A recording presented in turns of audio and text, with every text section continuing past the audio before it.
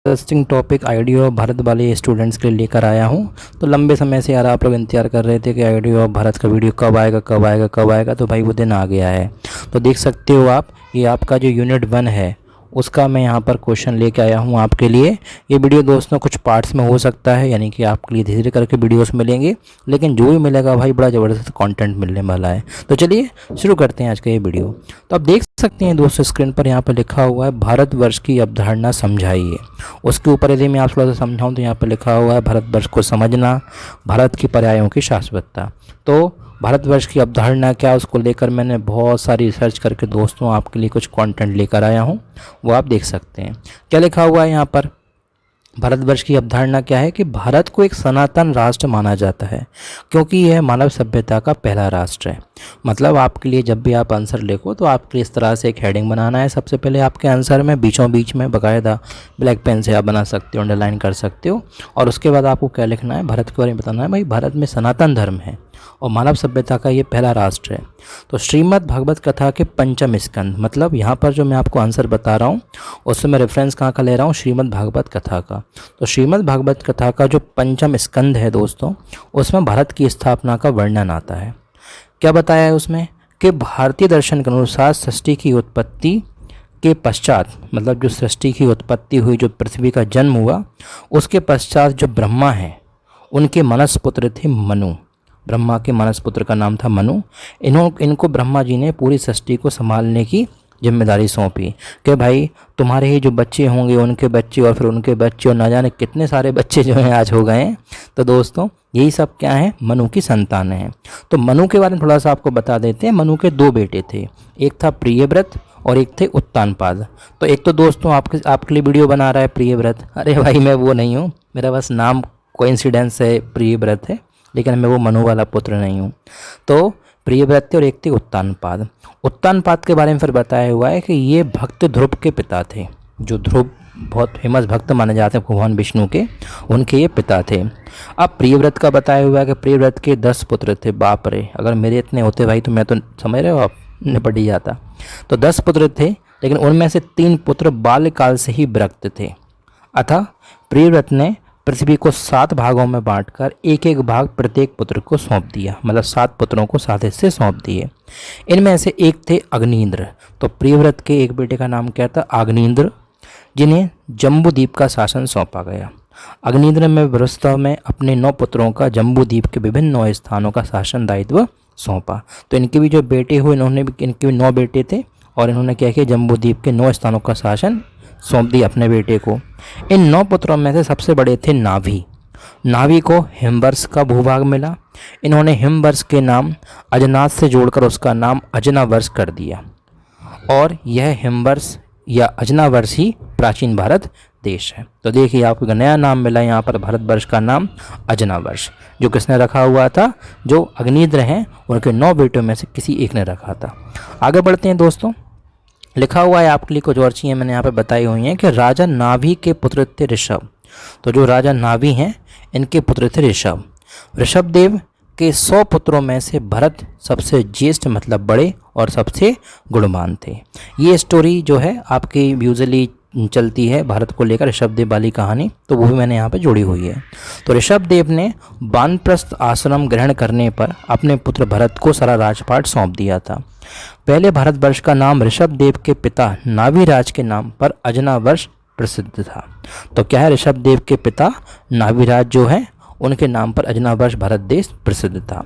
भारत के नाम से ही लोग अजनाव खंड को भारतवर्ष कहने लगे। तो ये एक थ्योरी ये भी है कि जो भारत है इनके नाम पर इसका नाम क्या पड़ा, भारतवर्ष। और यहाँ पर एक थ्योरी आपको ये बताई हुई है कि ऋषभदेव के पिता जो नाभिराज थे उनके नाम पर अजनावर्ष नाम भी प्रसिद्ध था। अगला दिया हुआ है आपके लिए, भारत के प्राचीन साहित्य में भारत को 5 भागों में बांटे जाने का उल्लेख मिलता है। तो भारत के जो प्राचीन साहित्य हैं, जैसे कि चाहे आप भगवत गीता को ले लीजिए, चाहे आप रामायण को ले लीजिए, ऐसे कई तरह के बोल सकते हैं हम प्राचीन साहित्य हैं। और चाहे हम मनुस्मृति को ले लें और चाहे हम चाणक्य द्वारा लिखी किताबों को ले लें, तो इसमें 5 भागों का उल्लेख मिलता है। पहला भाग बताया हुआ सिंधु तथा गंगा के मध्य में मध्य प्रदेश था। तो सिंधु तथा गंगा के मध्य में क्या था, मध्य प्रदेश था। ब्राह्मण ग्रंथों के अनुसार यह भूभाग सरस्वती नदी से प्रयाग, काशी तक और बौद्ध ग्रंथों के अनुसार राजमहल तक फैला हुआ था। इसी क्षेत्र का पश्चिमी भाग ब्रह्म ऋषि देश कहलाता था। तो ये जो मध्य प्रदेश का पश्चिमी भाग था इसको बोलते थे ब्रह्म ऋषि। पतंजलि ने समस्त भूभाग को आर्यावर्त कहा है। तो दोस्तों आप देख सकते हो सब ने अलग अलग भारत को नाम दिया हुआ है। पतंजलि ने जैसे कि इसको आर्यावर्त कहा है। स्मृति ग्रंथों में आर्यावर्त हिमालय और विंध्य पर्वत के वासी बताए जाते हैं। प्राचीन ग्रंथों के अनुसार मध्य प्रदेश के उत्तर में उत्तरे यानी कि उद्दिच्य, पश्चिम में अप्रांत और दक्षिण में दक्षिणापथ, दक्षिण और पूर्व में प्राच्य देश थे। तो आपको ये बताया हुआ है कि मध्य प्रदेश के उत्तर में उत्तरेज, दक्षिण में दक्षिणपथ, ऐसे कुछ नाम भी आप ध्यान रख सकते हो। आगे बताया हुआ है कि भारतवर्ष के 9 भेद मत्स्य पुराण में इस प्रकार बताए गए हैं। तो भारतवर्ष जो है इसके 9 भेद हैं, मतलब अलग हिस्से हैं, नाम है। एक का नाम है इंद्रद्वीप, एक का नाम है कसेरु ताम्रपर्णी, एक है गर्विस्तिमान, एक है नागद्वीप, एक है सौम्य, गंधर्व, वारुण और सागर। अब थोड़ा सा व्यापार की बात कर लेते हैं, संस्कृति की बात कर लेते हैं। व्यापार और संस्कृति के प्रसार से भारत के लोग जहाँ जहाँ भी गए वहाँ वह लोग उसे भारत ही समझने लगे, परंतु वह सब भारत का हिस्सा नहीं था। भौगोलिक दृष्टिकोण से देखें दोस्तों तो कश्मीर से श्रीलंका की सीमा तक और कश्मीर से आसम तक ही भारत का भूभाग था, जिसका प्रमाण हमें ग्रंथों में मिलता है। तो कुल मिला के यहाँ पे ये बताया हुआ है कि होने को तो भारत बहुत बड़ा देश था, लेकिन ज़्यादातर ग्रंथों में दोस्तों जो दिया हुआ है वो कश्मीर से श्रीलंका और कश्मीर से आसम तक का जो हिस्सा है उसको भारत आमतौर पे माना जाता है। अब थोड़ा सा और कुछ बातें समझ लेते हैं इस भारत से संबंधित, भारतवर्ष के कॉन्सेप्ट से संबंधित। तो जो आदि गुरु शंकराचार्य ने देश के 4 कोनों पर 4 दिशाओं में 4 पीठों की स्थापना की थी, ये बात तो आप सभी लोगों को मालूम होगी और बीइंग अ हिंदू हमें सब ये पता भी होना चाहिए। तो एक पीठ का नाम था केदार, एक का नाम था द्वारिका, एक का नाम था पुरी और एक का नाम था श्रृंगेरी यानी कि मैसूर। ये 4 पीठें हैं शंकराचार्यों की। वर्तमान भारत, जिसका आज नाम भारत गणराज्य है, दक्षिण एशिया में स्थित एक उपमहाद्वीप का सबसे बड़ा देश है और भौगोलिक दृष्टि में विश्व का 7वां बड़ा देश है, जबकि जनसंख्या की दृष्टि से चीन के बाद दूसरा सबसे बड़ा देश है। तो दोस्तों आप यहाँ तक अगर मैं आपको थोड़ा सा समझाने की कोशिश करूँ तो जितना मैंने आपको इस वीडियो की हेल्प से बताने की कोशिश की है, इससे आप एक बात समझ लो कि शुरुआत आपके लिए करना है यदि प्रश्न आता है कॉन्सेप्ट ऑफ भारतवर्ष से, क्योंकि जो लोग फर्स्ट ईयर में हैं उनको यूजुअली प्रॉब्लम जाएगी आइडिया ऑफ भारत में, इसलिए मैं यूजुअली आइडिया ऑफ भारत पे ही अपने वीडियोस बनाता हूँ।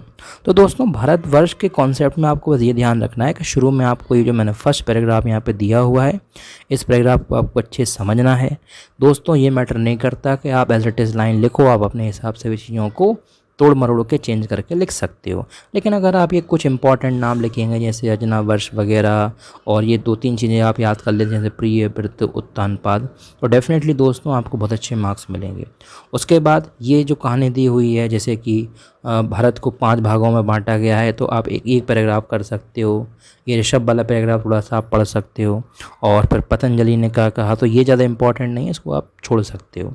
उसके बाद मत्स्य पुराण में जो 9 नाम है इनको आप भले ही याद मत रखो, लेकिन इतना ध्यान रख लो मत्स्य पुराण में भी भारत के बारे में जानकारी मिलती है और भारत की जो भौगोलिक सीमा है वो कहाँ से कहाँ तक है वो आप थोड़ा सा याद रख सकते हो। तो मतलब ये तो हो गई क्या एंशियंट टाइम से बात। और उसके बाद जब आप प्रेजेंट में जाएंगे तो कैसे जाना है आपके लिए, थोड़ा सा शंकराचार्य की बात करना है कि शंकराचार्य ने भारत को बताने के लिए 4 अलग अलग पॉइंट्स पे क्या किए, 4 अलग अलग मठ स्थापित किए थे। फिर आप प्रेजेंट वाली कंडीशन में जाओ कि भारत दक्षिण एशिया का एक देश है और विश्व का 7th लार्जेस्ट कंट्री है, जनसंख्या चीन के बाद दूसरा सबसे बड़ा देश है। और यदि अपन दिशाओं की बात करें तो हमारे जो पड़ोसी देश हैं उसमें उत्तर पूर्व में नेपाल, चीन, भूटान वगैरह आते हैं, पूरब में बांग्लादेश, म्यांमार हैं, हिंद महासागर में मालदीव है, दक्षिण में श्रीलंका, दक्षिण पूर्व में इंडोनेशिया है। ये सब आप बता सकते हैं। तो ऐसे करके दोस्तों आप इस पूरे भारतवर्ष को कॉन्सेप्ट को क्लियर कर सकते हो। एक और हेडिंग है भारत देश का नाम भारतवर्ष क्यों पड़ा। तो यहाँ पे लिखा हुआ है कि भारत देश का नाम भारत या भारतवर्ष पढ़ने या कहने के संबंध में विभिन्न अवधारणाएं या मत हैं। तो मतलब जो लोग ऐसा बोलते हैं ना कि भारत देश का नाम भारत या भारतवर्ष पड़ा, तो सबके अपने अपने क्या है कॉन्सेप्ट है। अवधारणा का मतलब होता है दोस्तों कॉन्सेप्ट। अगर इंग्लिश मीडियम वाले भी ऐसा वीडियो चाहते हैं दोस्तों इंग्लिश मीडियम में, तो आप कमेंट कर सकते हैं, डेफिनेटली आपके लिए पूरा बहुत ही शानदार इंग्लिश मीडियम का वीडियो में लेकर आ जाऊंगा। तो मत समझते हैं, कुछ कॉन्सेप्ट समझते हैं भारतवर्ष के नाम के पीछे। जैसे श्रीमद् भागवत पुराण की बात करें तो इसमें एक कथा है, इसके अनुसार भारत नाम मनु के वंशज और ऋषभदेव के बड़े पुत्र प्राचीन सम्राट भरत के नाम पर पड़ा।